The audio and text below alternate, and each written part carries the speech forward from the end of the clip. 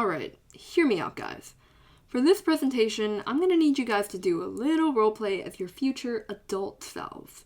And to all the actual adults here, please humor me and take a trip to the past. Let's say you're fresh out of school in Connecticut. You're lucky enough to have a job. Also, you're lucky enough to have a spouse and 2 kids. Because if there were only one, they'd get lonely. I would know. I'm an only child. So anyway, your parents boot you out. Obviously, because you're an adult with a family. Get your own place.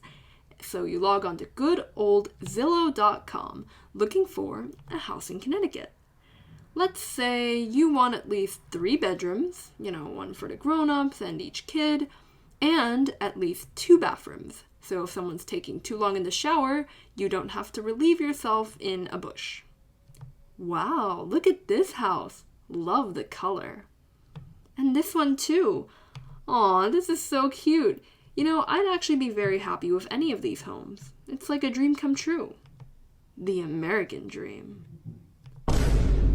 Oh, but these prices, they are not too dreamy. That's like at least 2 CHO tuitions. Okay, so maybe I'll find another house.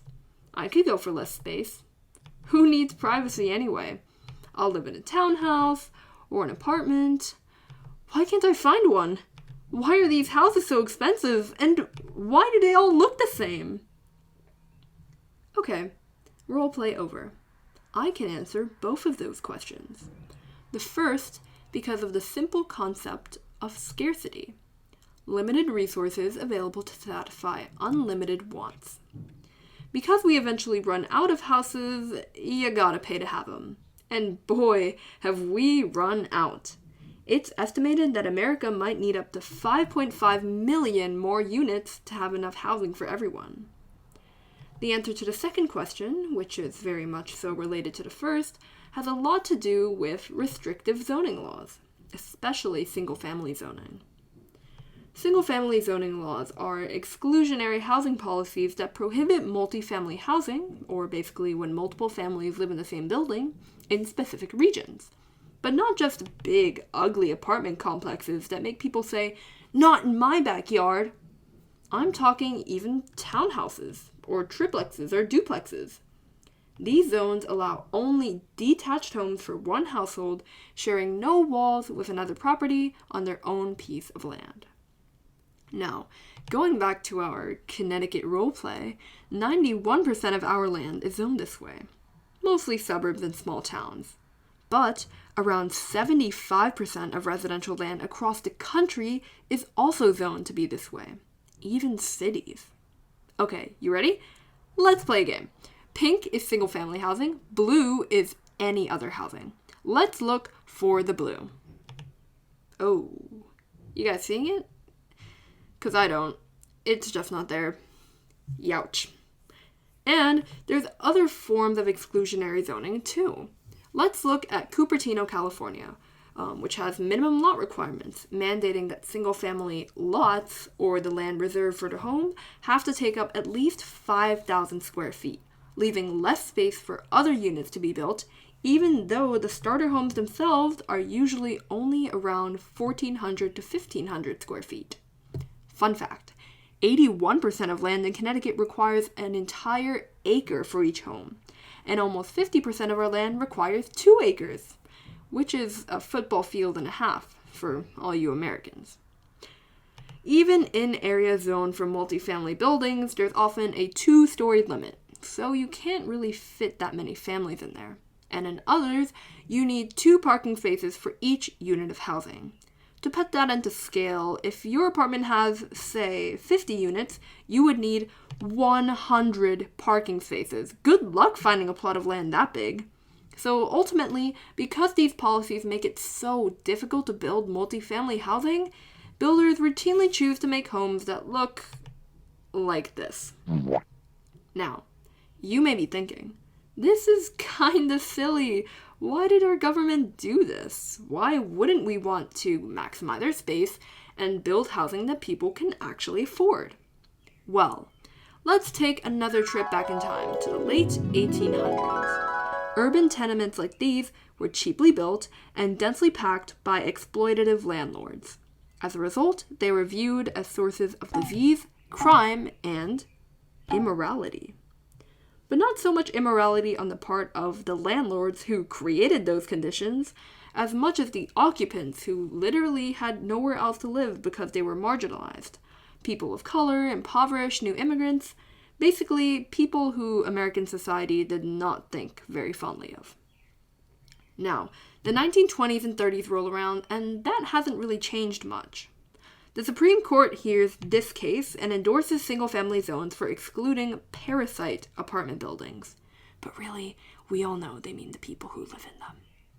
Then, President Hoover, our favorite, made a moral claim about single-family housing being the only type of housing that you could truly call home because it was, quote, alive with the tender associations of childhood, the family life at the fireside, the free out-of-doors, the independence, the security, and the pride in possession of the family's own home, the very seat of its being.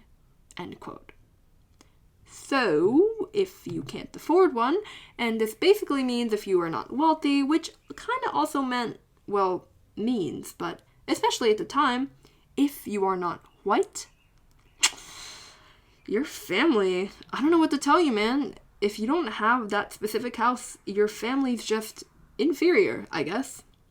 Then, after World War II, GI bills making housing affordable to white veterans led to a suburban boom, causing white flight from urban neighborhoods that were shady, dangerous, sketchy, ghetto.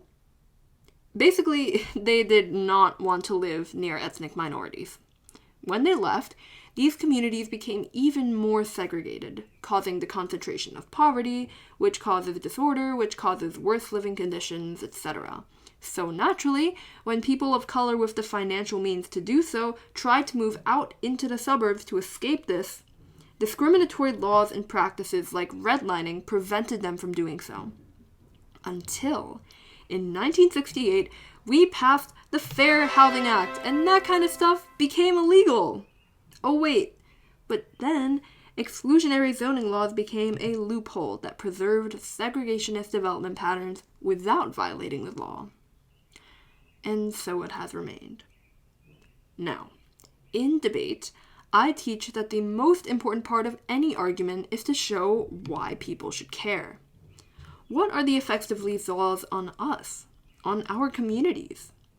For one, the scarcity created has driven prices up significantly and contributed to our housing crisis, making it harder for young people like us to ever dream of homeownership.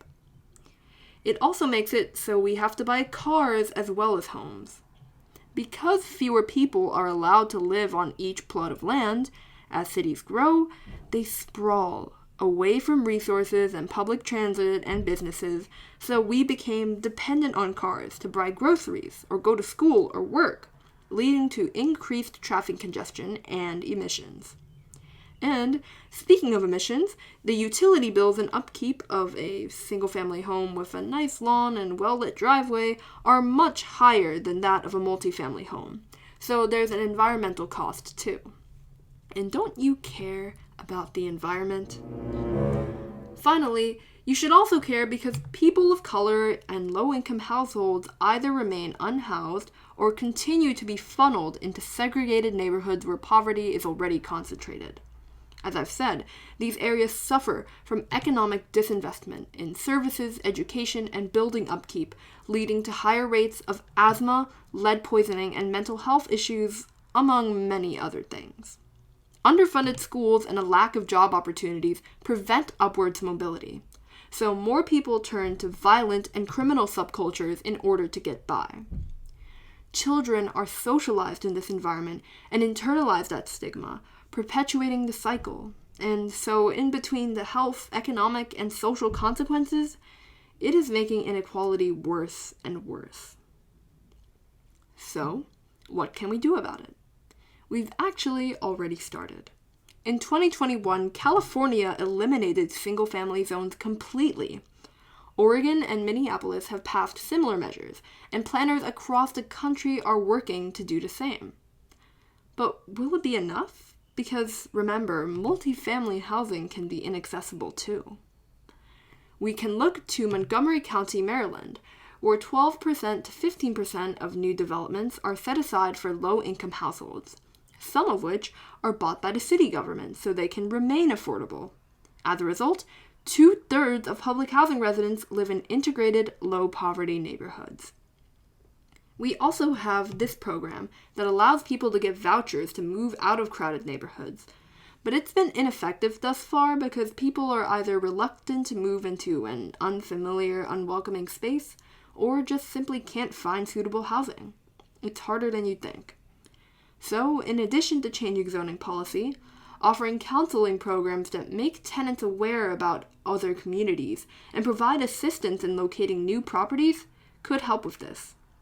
Programs like the GOTRO Assisted Housing Program in Chicago, which is, as you know, one of the most historically segregated cities in the country, have already been successful with these programs. Public opinion is shifting, and more young people are becoming disillusioned with the traditional American dream that has perpetuated this problem. Recent policy changes are giving me hope, and hopefully give you hope too, that just because our neighborhoods, our cities, our communities are constructed this way, doesn't mean that it's permanent. Because remember, even something set in stone can be torn down and built anew. Thank you